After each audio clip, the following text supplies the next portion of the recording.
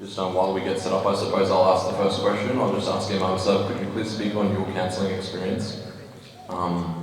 Is there ever a time where the solution is actually quite simple and easy, and you wish that they actually thought of it before they came to you? Not really. The reason behind it is most of the time when couples come to me, it is at breaking point. It would be better that people that experience, or couples that experience problems in the early days, I will say one is a tremor and one is an earthquake. They come to me when the earthquake has been experienced. They need to come to me when there's tremors. And most of the time, I will say 90% of the time, they come when the earthquake has been experienced by both parties, and then they will come. But a few times, I will say, amongst many times, a few times, the problem was very simple from my side, listening to both parties, but for them it was amplified, it was too big. And the reason behind it is, like I said before, they entered, it's a marathon, they entered into the marathon without understanding the responsibilities of marriage. So it's very, very important that a person, like I said before, and I think the main lesson that everyone should take back home is that they commit to an effort to improve themselves as a human being before they commit to this institution of nikah. I saw a good question. So it is, if a man and woman meet and want to pursue marriage, but they are students and their parents feel as though they are too young to get married, what should be done? Look, as parents will be listening to this as well, if both parties have reached the age of puberty and the son, because the man is the breadwinner, if the lady works, that's fine, but the main breadwinner is the son, the boy. If the boy can provide and he knows that if he does not get married, he will fall into haram, and parents are not supporting, then the boy should get married. But he can't get married on the back of support of his parents. Remember that. So many a times we want to get married, we don't have a penny in our pocket. All right? And because of that infatuation that is premature, I will say, we get married, it is disastrous. Stand on your own 2 feet before you take on the responsibility of another person. But if you are in that position, then go and get married if you think you're going to fall into haram. At the same time, I will say that try to get everyone on board. A lot of youngsters do come to me. I don't perform the marriages nowadays because I find that the next morning parents are standing outside my house. So don't put imams into this position. So boys and girls, very young, they come, they say, we want to get married. I said, is mum and dad on your side? They say, no, but if we don't do, we're going to fall into haram. Then Imam Sahib says, get married. They get married. They use the Imam Sahib. They say, who performed your marriage? Imam Sahib performed the marriage. And the parties are at our house. So please try to convince your parents to the best of your ability. But if your parents, after trying, are not convinced, and you think you're going to fall into haram, and you are in the position to provide, then you are allowed to get married. Thank you. This is quite a popular question, clearly from a brother. Brother asked, what if you're scared of women? So, mashallah, brother has a lot of hayat. Scared of women? What does that mean? I don't know what that really means. How can you be scared of women? Look, nervous. All right. Look, before entering into a relationship, most people are nervous because they do not know what is going to happen. But if you go into the relationship with a clean heart and controlling yourself, being a better person, like I said, the nerves will be there, butterflies will be in the stomach.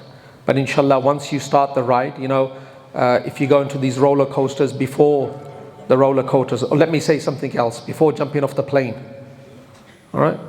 Before jumping off the plane with the parachute, you're going to feel nervous. But once you jump off, you enjoy it. So before marriage, you will be nervous. Sometimes the sister is scared. Sometimes the brother is scared. But once you enter with preparation, with a clean heart, with Allah in mind, inshallah, the ride will be very, very soothing, inshallah. Jazakallah, thank you so much, Imam Uzair. This question is, if you were trying to get married, so you were trying to pursue a marriage, what does tying your camel look like? All right, pursuing a marriage and the tying of the camel. The Prophet of Allah, of course, said to a Sahabi that tie your camel before you come. It is collecting the resources to the best of your ability.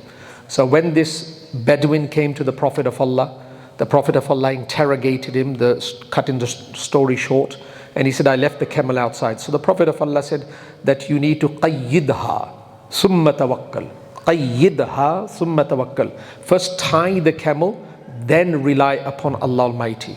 So as a husband and as a wife, whatever is needed to be a husband and a wife, and that is lodging, that is providing, that is having a good bank balance, all these resources have to be put together before committing to marriage. And then you rely upon Allah Almighty. Now this is one side, and the other side is, of course, improving yourself as a human being, trying to control your demons, trying to navigate through your weaknesses. Because as we know that we all have weaknesses. So women have weaknesses, men have weaknesses, different kind of weaknesses. So there's not one wand that can fix all problems, because the problems are connected to human beings, and human beings in their design are very, very different.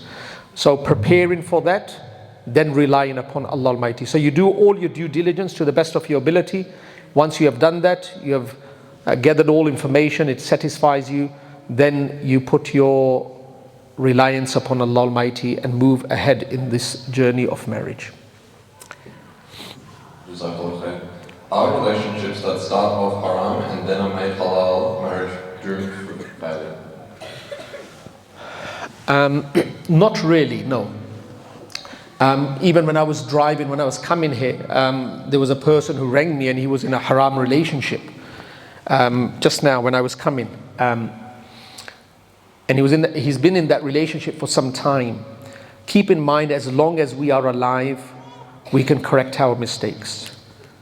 As long as we are breathing, we are alive, we can correct our mistakes. So if a person has been in a haram relationship, make tawbah. And that's why whenever we make tawbah, remember, we need to say, Ya Allah, forgive the mistake and protect us from the impact of the mistake. We call it athar. The impact is very, very important, because I want to be protected from fire, and I want to be protected from the impact of fire as well. So when we ask forgiveness from the bottom of our heart, and then you don't share it with anyone, and then commit to one another as husband and wife. Inshallah, Allah is such that He will not only forgive, He will forget. And what does forget mean? Allah doesn't forget. Allah makes all the witnesses that are around, the angels, the earth, the environment, the sky, He will make all these witnesses forget the crime that has been committed. And this is the meaning of this, forgive and forget, because Allah never forgets. Nisyan is not a quality of Allah Almighty. And then if we move on with that beautiful heart, inshallah, things will become better. I don't think so that marriage will be doomed. No. We know that the best sin of Shaytaan is to break up a marriage, so how can we protect ourselves from this? Like I said before, the protection of the marriage is not when we enter the marriage. The protection of the marriage is preparation before marriage. Remember that. It's very, very important. It's very, very sad to say that a lot of people come to me and they said, we did not know. How could a man not know when he entered into a contract of marriage the impact of the word divorce? How can men say that? 99% of the men, they come to me and they say that I did not know. I said, you're an adult. You're a father. You got married. You took the responsibility of a lady. How can you say you did not know the impact of divorce? And then another word they say is that we said it in anger. I said, you're not going to take your wife to be to a restaurant and say, honey, there's roses and there's a talaq. It doesn't work like that. So we need to be very, very careful, and I've said this before, and I think this is something that we need to take back as youngsters. Preparation for the success and the failure of marriage is before the marriage, not inside the marriage. You can't train for the marathon whilst you're running the marathon. It has to be before. What is the best way to reconcile when you're arguing and it's getting quite heated and it's very emotional? Look, in regards to if the argument is heated, there is a joke on this. I will share that and then I'll go to the serious path. There was a person, he was married for about 17 years. So his friend came to him and he said, how are things going? He said, for the last 2 years we had no fight. I said, how's that? For the last 2 years, no fight. He said, how's that? He said, for the first 15 years we've been fighting. Then we sat down and I said, look, honey, we can't live like this. It's toxic. It's damaging our mental health, our physical health, blah, blah, blah. So what we need to do is, look, let's have an agreement. The agreement is that whenever I'm unhappy, you make a cup of tea for me, bring it to me, and inshallah I will reconcile. Done. And whenever you are unhappy, I will go to the shed. And whenever your anger subsides, you come and fetch me from the shed. So I said, what happened? He said, I've been in the shed for the last 2 years. So what does reconciliation mean? Keep in mind, and I say this to all my brothers and my sisters, it's hard, all right, because the shaitan is right there. Like Brother Khalid said, Abid said that the shaitan wants the relationship to break. So everyone is trying to prove their point. My teacher used to say that if there's a cord and two people are holding the cord from both sides, and one person, he bench presses 100 kilos, the other person bench presses 100 kilos, and one tries to pull and the other releases, he can't snap the cord. You can only snap the cord when you're pulling at the same time. So I say to the husband and the wife, when there's a heated argument, one person, back to that principle of sacrifice, has to release the cord. Be quiet. Let things settle down. And then it doesn't mean you don't speak about that issue. You speak about that issue when the environment is conducive to speaking about that issue. This is very, very important. When the person is high, temperament is on fire, person is angry, person has no control over his words, you can see heat and fire in his face. It's not time for nasiha. It's time to become quiet.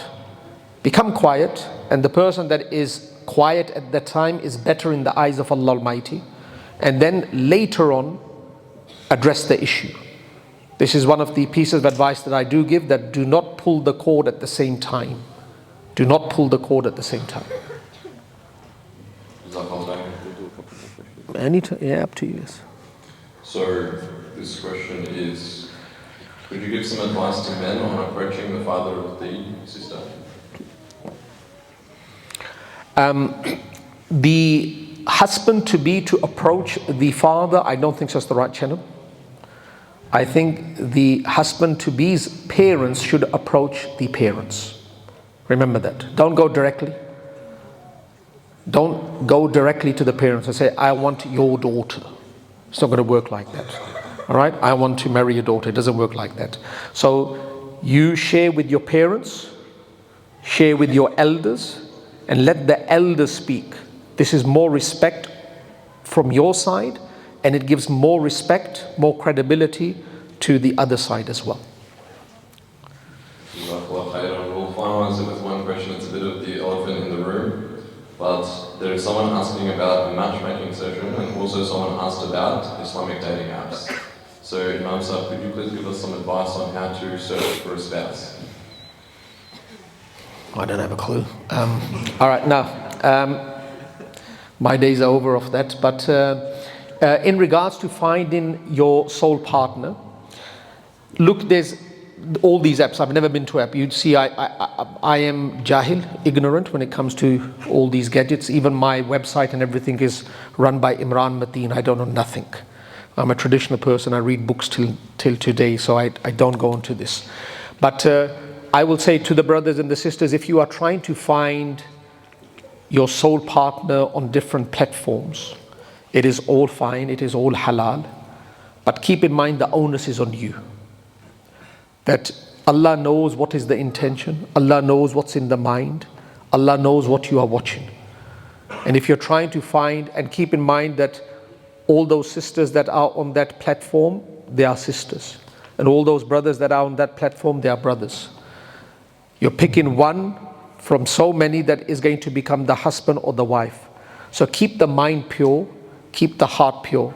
A lot of people come to us and they say that, look, I'm speaking to my boss, the boss is a female, or my boss is a male. And as we know that if we drop our eyes and speak to them, it is considered to be disrespectful in this society. So Imam Sahib, what should I do? So I said, look, the face is not haram. Allah made the face is not haram. But why Allah Almighty says don't look at the face is because of the thoughts that may come to the mind after looking at the face. So if you find yourself in that position, the onus falls on your shoulders, the responsibility that you keep your mind pure. Right? So if you look, nothing is coming in the mind, speak to your boss. Go onto these websites, speak to the girl, speak to the boy. But if you think that the mind is deviating, the heart is becoming filthy, then close those platforms. You know, there was 4 brothers, they went on this retreat. 4 brothers, they went on this retreat to become pious. So they spent 40 days. And after 40 days, they came back to the city. Now the Amir, the leader of the 4, he says, now we're going back home. We've spent 40 days in this retreat, trying to become pure, controlling ourselves. So if anyone sees a girl, say, La hawla wa la quwwata illa billah. And drop your eyes, La hawla wa la quwwata illa billah. So now they're in the bus and the bus is going. And the Amir says, La hawla wa la quwwata illa billah. And the other say, where? So heart should be clean. Eye should be. Mind should be. Yes. Jazakallah khairan.